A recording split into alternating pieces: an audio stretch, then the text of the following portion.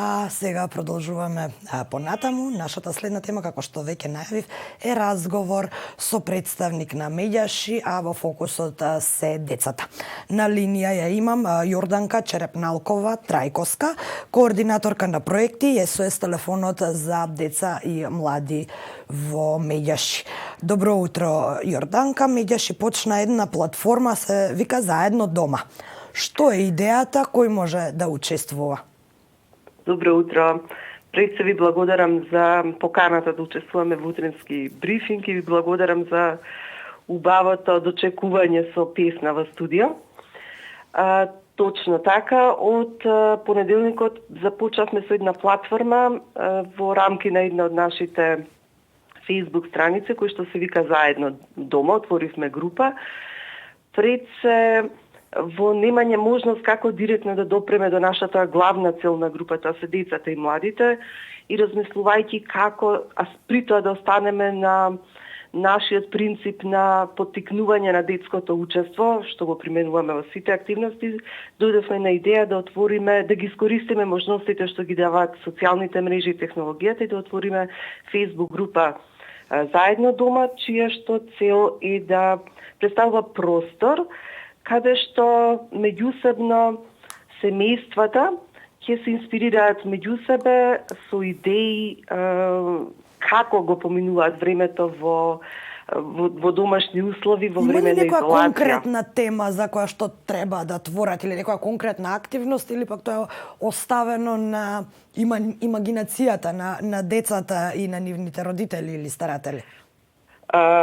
Може да споделуваат игри, што, како учат, што прават, како ги употребуваат работите кои што обично ги сметаме за некорисни, што творат децата. Битно е да се детски творби и од понеделникот до утрово имаме групата е над 750 членови и имаме неверојатни креативни идеи од тоа дека не можат да излезат дома па си прават игри друштвени дома, па одгледуваат растенија, прават представи со фигури кои што сами ги изработиле. Неверојатно колкав креативен потенцијал има и тоа беше една од целите, да во вакви услови кои што влијаат врз сите нас и повеќекратно врз децата, каде и децата секако не можат во обичајните активности да ги прават, дополнително родителите што се рефлектира и на децата, мислам дека навистина има голем креативен потенцијал. Што треба да направат и тоа ни беше идејата. Родителите или старателите за да им помогнат на децата да им го олеснат поточно овој период на изолираност? Како што веќе кажавме, сепак децата се со многу повеќе енергија од нас останатите, па можеби им е потешко да се справат со толку многу време поминати во затворено. На сите влие, на сите ни недостасува излегувањето, физичката активност, физичката кондиција е една од битните елементи за како се вели здраво тело, здрав дух.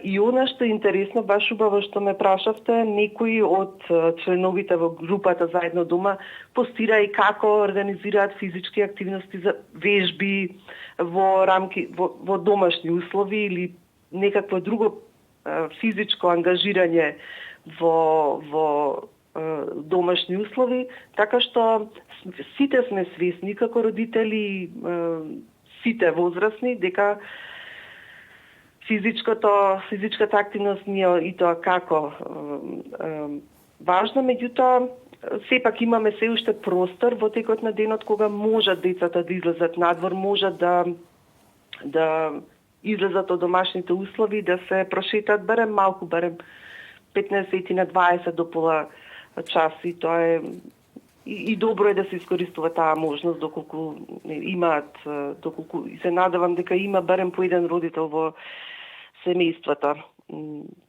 кај нас. Во овој период кога вртиме броеви, криваме слушалка наместо разговорите на кои што сме навикнати лице во лице, период во кој што користиме емотикони наместо вистински прегратки, сега се е префрлено некако на онлайн светот, на интернетот, дигитализацијата. Дали ова може да им помогне на децата да го намалат чувството на изолираност? Сигурно дека може да им помогне во тоа чувство, иако би потенцирала сепак дека децата се во нивното најбезбедно место, во домот, со своите најблиски, со своите родители или старатели и други блиски, што е добар момент. И дополнително, и сега, социјалните мрежи, технологијата воопшто, мислам дека позитивните карактеристики доаѓаат во најдобро се гледаат, токму заради тоа што возможуваат поврзаност со сите оние со кои што физички не можеме да бидеме во контакт, и можат исто така во контекст на учењето, можат да го видат технологијата како од друг агол, не само како забава, туку и нешто што им помага во учењето, и во комуникацијата. Така што добро е што сега доаѓа до израз позитивните аспекти на технологијата, на социјалните мрежи, на интернетот, многу повеќе од колку вообичаено. И она што мора да ве прашам, бидејќи на почетокот на овој утрински брифинг се слушнавме со една професорка од гимназијата Никола Карев, Елвира Мустафа, која исто така ја спомена организацијата Меѓаши, во смисла на тоа дека дел од децата веќе признаваат дека им е потребна некаква помош и бараат помош и од професорите за психолошки да се справат со оваа наметната состојба. Вие се занимавате и токму со тоа, со СОС телефонот за помош на деца, но дали е зголемена потребата од психолошка поддршка, од психолошко советување на децата во овој период? Би искористил оваа прилика да ги повикам. СОС телефонот е служба која што постојано работи во рамки на Меѓаши. Има достапни два телефони, едниот е фиксен, 02 со предзнакот за Скопје, 2465 316 и мобилниот 070 390 632 и е отворен токму за најмладите, најмалите, кои што имаат потреба да поразговараат во овој период. И еве е апел слободно да се јавуваат на овие телефони, доколку имаат потреба. Ги потикнувам и родителите да споделат со децата за оваа можност, доколку не можат сами да верувам дека родителот е полично засегнат со своите дете, полесно би можел да разговара некој човек од надвор. До сега во овој период на вонредна состојба немаме јавување од дете или младинец, млад човек, може би заради незнаењето дека постои таа можност, така што ова е добра прилика да ги потсетам дека постоиме, дека сме отворени и ќе ни биде драго да разговараме, иако постојат и други можности во нашата земја за таква помош преку телефон, па дури повторно со користење на другите технолошки алатки, вклучувајќи и видео врска. Каква е улогата на образовниот кадар, на професорите кои исто така сега се во една состојба во која што се ставени пред нов предизвик да одржат онлайн настава, да се погрижат за оценките, меѓутоа еве мора и им е наметнато всушност да се справат и со психолошката состојба на нивните ученици. Дел од нив веќе ги советуваат дека постои оваа линија на Меѓаши, но каков е вашиот став за ова? Како можат професорите да им помогнат, поточно да ги охрабрат своите ученици полесно да го надминат овој изолационен период, а впрочем и оваа неизвестност која што се случува со образовниот процес, бидејќи се уште и не се знае како ќе заврши учебната година?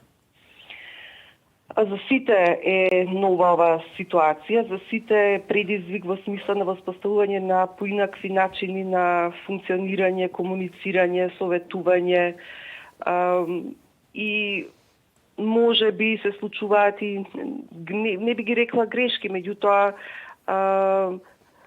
застои или прекумерни, не знам, задавање на некакви задачи, токму заради немањето искуство предходно во ваква ситуација. При тоа сепак треба да се одржи, треба да го одржиме редовниот тек, да не речам нормалниот или секојдневниот тек на активностите, вклучувајќи ги училиштето.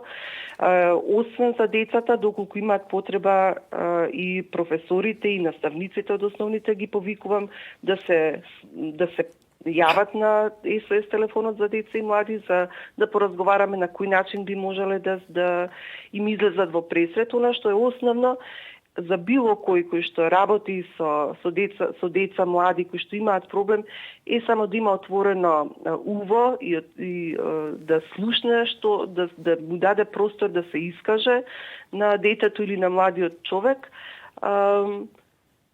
и да воспостави комуникација која што дава сигурност дека има некој кој да го слушна, никој не е семоќен за да нити е работата да се решат одеднаш работите, токму тоа дека има кој да го слушна, има кој е загрижен за она со кое што се соочува и некогаш само моментот дека некој те слуша и те разбира сам по себе може да доведе да ти си го најдеш решението, да си ги ослободиш блоковите кои што стојат и да си речеш аха, да, добро, има значи некој кој што не сум сам, има кој ме разбира, имам кому да се обратам.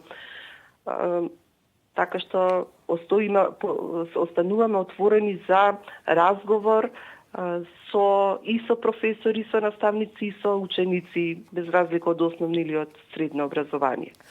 Јорданка Черепналкова Трајковска од првата детска амбасада Меѓаши. Ви благодарам за ова јавување утро. Во вашата платформа ни беше повод, но сепак начнавме и отворивме некои теми кои се од исто така голема важност за најмладите, поточно за децата и еве вие излеговте и со многу добра идеја, поточно повик дека ќе им помогнете тука и на професорите во смисла на консултација или едукација за тоа како да се справат со психолошката состојба на своите ученици во овој период на изолација. Ви благодарам. Секако. Ви благодарам и јас за поканата и поздрав од сите од Меѓаши. Поздрав и од нас. Како што спомена мојата соговорничка, исто толку важна е и физичката активност, вежби во домот. Ете веќе на Седи дома, исто така и на платформата на Меѓаши се објавуваат фотографии, снимки од активности, домашни активности, кои ни овозможуваат да не изгубиме од онаа физичка активност, па да ги подсетам граѓаните дека дури и без справи надворешни, без стрим патеки можат да одржуваат физичката активност. Интернетот е толку огромен простор, нуди толку многу можности што буквално можете да најдете секакви видеа за тоа како без справи и без поголем простор, отворен простор, да останете физички активни и здрави. Освен музиката, читањето и гледањето филмови, па би било добро овој период и малку да се погрижиме и за физичкото здравје во смисла на физичка активност и на некои барем основни вежби.